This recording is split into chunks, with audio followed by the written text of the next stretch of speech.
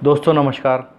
जिस तरह से चाइना ने कायरतापूर्ण ढंग से हमारे सैनिकों पर हमला करके हमारे सैनिकों का नुकसान किया है, हमारे जांबाज सैनिकों को क्षति पहुंचाई है, हमारी सेना को क्षति पहुंचाई है, हमारे देश को क्षति पहुंचाई है, निसंदेह ये कार्य कायरतापूर्ण था। चाइना भारत का दोस्त कभी नहीं रहा। अगर आप इतिहास पढ़ेंगे तो आपको समझ में आ जाएगा कि चीन के साथ में भारत के संबंध कभी भी बहुत अच्छे नहीं रहे हैं। चीन हमारा एक ऐसा पड़ोसी रहा है जो सदैव हमें आंखें दिखाता रहा है और सदैव हमारी ज़मीन को हमसे छीनता रहा है।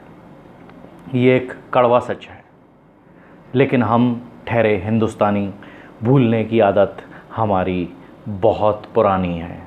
हम बहुत जल्द भूल जाते हैं, बहुत जल्द खुश हो जाते हैं और बहुत जल्द हम सब कुछ भूल करके अपनी दुनिया में मस्त हो जाते हैं।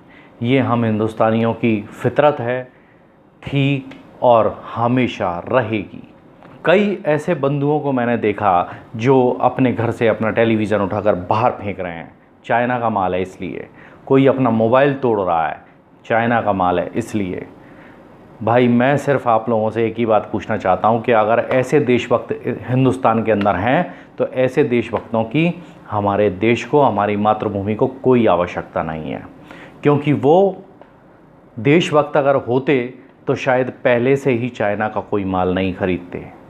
अब उनको कहने में ये आएगा, नहीं साहब उस समय हालात बहुत अच्छे थे, चाइना के साथ हमारी मित्रता थी, उस समय हमने ये टीवी ख़रीदा था, आज हम इसको तोड़ रहे हैं। मैं उन सभी मूर्खों से ये कहना चाहता हूँ कि आप उस टीवी को तोड़ करके दोबारा से चाइना की इकोनॉमी को स्ट्रॉन्ग करना चाहते हैं। बताता हूँ कैसे।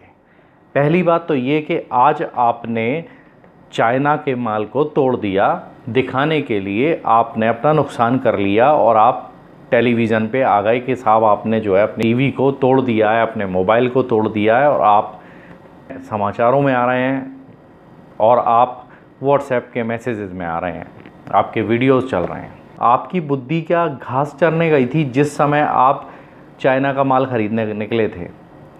मैं अपनी बात करता हूँ, वोकल फॉर लोकल, ये बात प्रधानमंत्री जी आज बोल रहे हैं। मैंने बहुत पहले से इसको आत्मसात कर रखा है। मेरे घर में मेरी गाड़ी टाटा का प्रोडक्ट है। मैंने एसी भी लगवाया तो मैंने चाइनीज़ कंपनी का एसी मेरे घर में नहीं लगा है। मैं कोई भी आइटम अब लाता हूँ तो मैं चाइनीज़ से परहेज़ करता हूँ, क्योंकि चाइनीज़ आइटम घर के अंदर लाना मुझे खुद ही पसंद नहीं है। मेरे पास मेरे घर में अगर 4 मोबाइल हैं तो 4 के 4 मोबाइल आपको सैमसंग कंपनी के मिलेंगे, क्योंकि सैमसंग कंपनी का चाइना से वास्ता नहीं है, वो दक्षिण कोरिया की कंपनी है।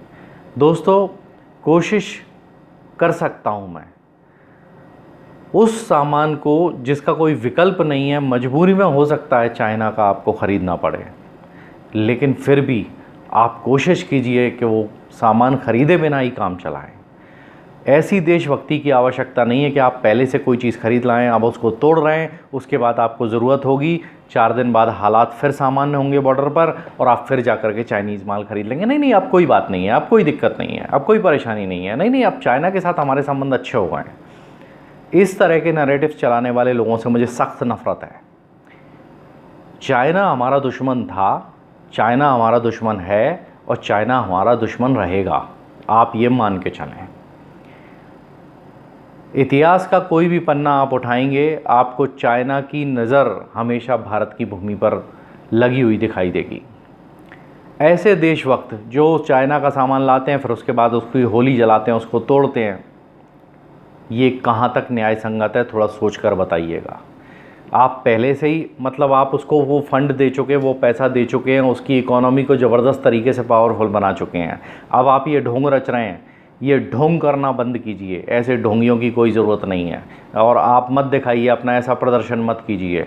प्रदर्शन करना है तो एक काम करें, किसी भी दुकानदार के पास जाएं, कोई सामान ख़रीदने से पहले सबसे पहले उसको चेक करें कि मेड इन चाइना अगर लिखा है तो फेंक दें उठा के कि साहब मुझे नहीं चाहिए।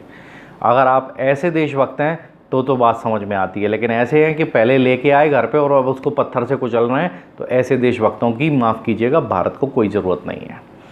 जो सैनिक बॉर्डर पर लड़ते हुए शहीद हो रहे हैं उनके अपने परिवार हैं, उनकी अपनी जिम्मेदारियां हैं, और एक ऐसा दुश्मन देश जिस पर हमने अपनी निर्भरता लगभग 50% कर ली है, उस देश को बाज़ार से बाहर निकालना इतना आसान नहीं है। उसको बाज़ार से बाहर निकालने के लिए आपको खुद सेल्फ मोटिवेटेड होना पड़ेगा। किसी ने मुझे मैसेज भेजा, मुझे बहुत पसंद आया, वो आपके साथ शेयर करता हूँ। एक बाप अपने बच्चे को, रोते हुए बच्चे को लेकर के एक दुकान पर गया जहाँ खिलौने मिलते थे। वहाँ पर जाकर उसने अपने बच्चे के लिए वो खिलौना लिया जिसके लिए बच्चा आतुर हो रहा था, रो रहा था। उसने वो वहाँ से डॉल ख़रीदी और अपने बच्चे को दी। डॉल पर देखा उसने तो मेड इन चाइना लिखा हुआ था। उसने उठाकर वो डॉल वापस कर दी और दुकानदार से बोला कि मुझे ये नहीं चाहिए। उसका बच्चा फिर से रोने लगा। तो उस व्यक्ति ने ये कहा कि मेरा बच्चा तो 1 घंटे बाद शांत हो जाएगा रोकर, लेकिन उन फौजियों के बिलखते हुए बच्चों का क्या करूं जो बॉर्डर पर अपनी जान दे देते हैं और उनके बच्चे ज़िंदगी भर अपने पिता के लिए रोते रहते हैं। संदेश मार्मिक था, लेकिन बहुत गहरा था, गहरी चोट देने वाला था। दोस्तों, ऐसी चीज़ों को आत्मसात कीजिए और कोशिश करें कि चाइना का बायकॉट 100% कर दें। जय हिंद, जय भारत।